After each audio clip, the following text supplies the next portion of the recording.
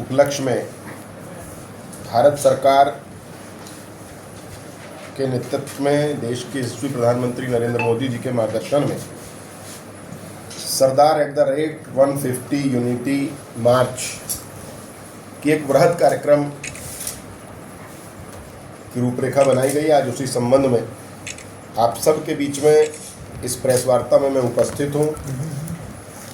मेरे साथ इस प्रेस वार्ता में मेरे जनपद गौतम बुद्ध नगर के जिले के अध्यक्ष अभिषेक शर्मा जी और इस महानगर के अध्यक्ष जिस कार्यालय पे हम ये प्रेस वार्ता कर रहे हैं ऐसे महेश चौहान जी, दोनों विधायक दादरी तेजपाल सिंह नागर जी, विधायक जेवर भाई धीरेन्द्र सिंह जी, हमारे जनपद के गौतम बुद्ध नगर के संगठन के प्रभारी आदरणीय प्रमोद गुप्ता जी और हमारे प्रदेश के अंदर उच्च सदन यानी कि सदस्य विधान परिषद आदरणीय श्रीचंद शर्मा जी इस प्रेस वार्ता में उपस्थित हैं। आप सबका पार्टी की ओर से, सरकार की ओर से स्वागत और अभिनंदन करता हूं और सबसे पहले क्षमा चाहता हूं कि कुछ विलंब हुआ और विलंब का कारण ये नहीं कि हम समय से नहीं आना चाहते थे। अचानक आप सब मीडिया के मित्र हैं, आप सबके पास जानकारी भी आ गई होगी कि देर रात माननीय मुख्यमंत्री जी का जेवर एयरपोर्ट के निरीक्षण का कार्यक्रम बना और लगभग 1 से 1.5 घंटा वो वहाँ रहे। उस कारण से आज संगठन की कई बैठकों के नाते थोड़ा सा हमें विलंब हुआ। मैं अपने मीडिया बंधुओं से इस चीज़ के लिए क्षमा चाहता हूँ। जहाँ तक इस कार्यक्रम का सवाल है, 31 अक्टूबर को सरदार वल्लभ भाई पटेल जी की जन्म जयंती है, उनकी 150वीं जयंती वर्षगांठ है। भारत सरकार के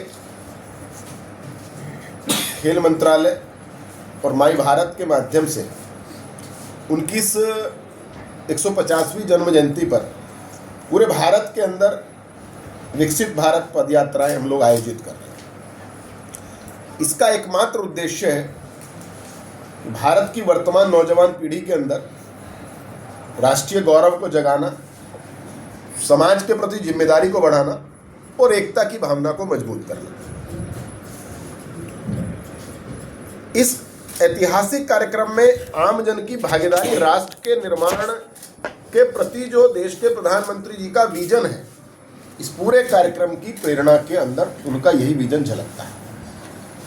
युवा से लेकर भारत के वरिष्ठ नागरिक तक सभी मिलकर हम सब देश के इतिहास को याद करते हैं और राष्ट्र मेरा परम वैभव पर पहुंचे, राष्ट्र और उन्नति के पथ पर चले, इस राष्ट्र निर्माण में हम सब अपनी भूमिका का निभाते हैं।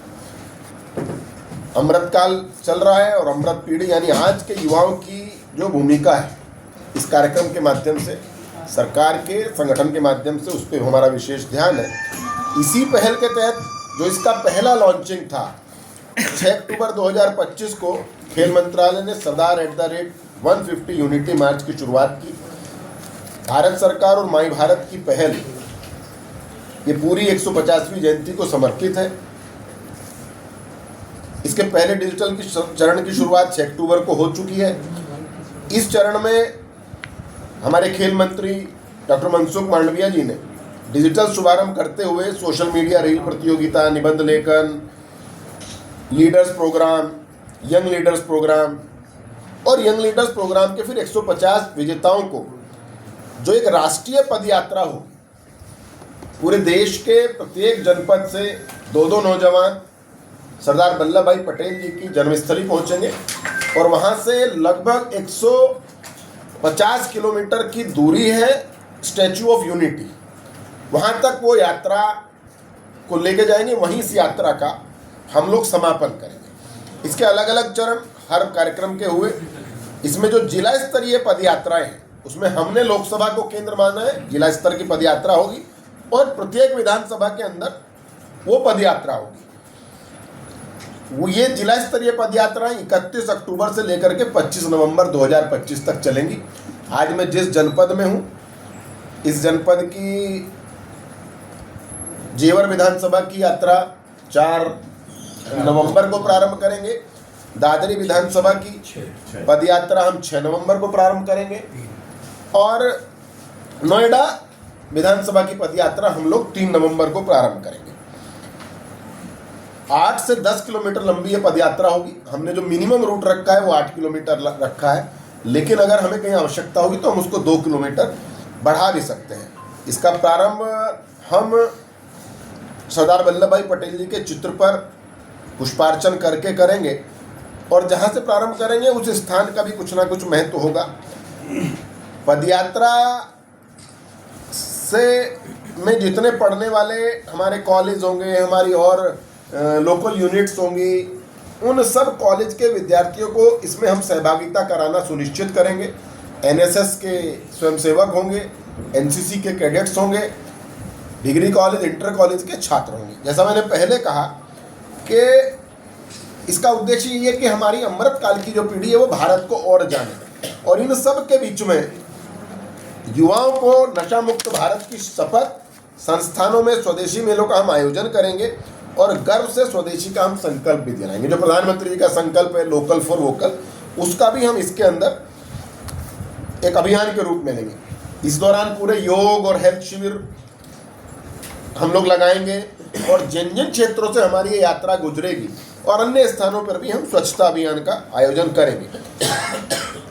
इस पूरी पदयात्रा के दौरान पूरे देश के अंदर भारत सरकार के मंत्री, प्रदेशों के मुख्यमंत्री, राज्यों के मंत्रीगण, सांसद, विधायक, स्थानीय प्रशासन, माई भारत, एनसीसी अधिकारी, ये सब इन यात्राओं का नेतृत्व करेंगे। जब ये जनपदों की यात्रा संपन्न हो जाएगी, उसके बाद यही यात्रा, जैसा मैंने आपको बताया कि प्रत्येक जिले से हमारे 2-2 नौजवान जाएंगे, और वो जो इसको हमने राष्ट्रीय पदयात्रा का जिसको स्वरूप दिया है 26 नवंबर से 6 दिसंबर 2025 तक 152 किलोमीटर की वो पदयात्रा पटेल जी के जन्म स्थान करमसद से स्टैचू ऑफ यूनिटी केवड़िया तक जाएगी। उस रास्ते में जितने गांव पड़ेंगे उनमें सामाजिक विकास के कार्यक्रम होंगे, जिसमें हमारे माई भारत, एनएसएस के स्वयंसेवक, एनसीसी कैडेट्स और जो इन्फ्लुएंसर्स हैं, जो युवा लीडर हैं, वो सब उसमें भाग लेंगे।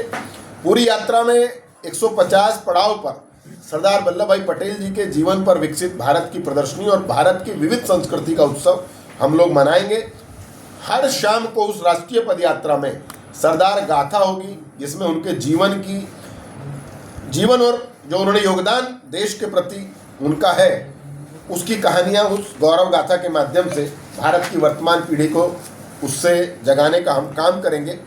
आप सब बहुत अच्छे से जानते हैं कि देश की 565 रियासतों को मिलाने का काम, एकात्म भारत का संकल्प और मेरा भारत एक विकसित भारत कैसे बने, इसका सपना उस समय में सरदार वल्लभ भाई पटेल जी ने देखा था। आज आत्मनिर्भर भारत, स्वदेशी भारत और विकसित भारत 2047 में विकसित भारत कैसे बने, इस संकल्प को लेकर के देश के प्रधानमंत्री नरेंद्र मोदी जी आगे बढ़ रहे हैं। उसी संकल्पों को पूर्ण करने की कड़ी में भारत सरकार और संगठन ने मिलकर इस कार्यक्रम की संरचना तैयार की है। इस पूरी यात्रा के अंदर कहीं पर भी भारतीय जनता पार्टी का ध्वज नहीं प्रयोग किया जाएगा। पूरी यात्रा के अंदर केवल एकमात्र ध्वज है, हमारा राष्ट्रीय ध्वज तिरंगा।